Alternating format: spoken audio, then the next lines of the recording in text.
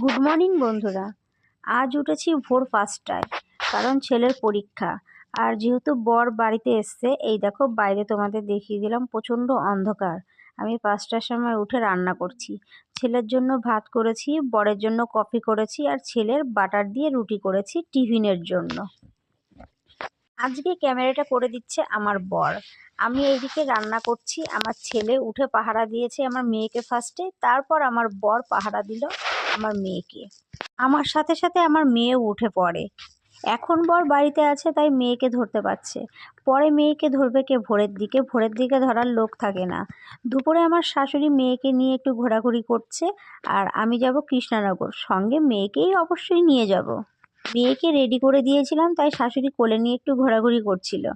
আর চলে গেছি কৃষ্ণনগর। কি কেনাকাটা করলাম তোমাদের সাথে অবশ্যই শেয়ার করব।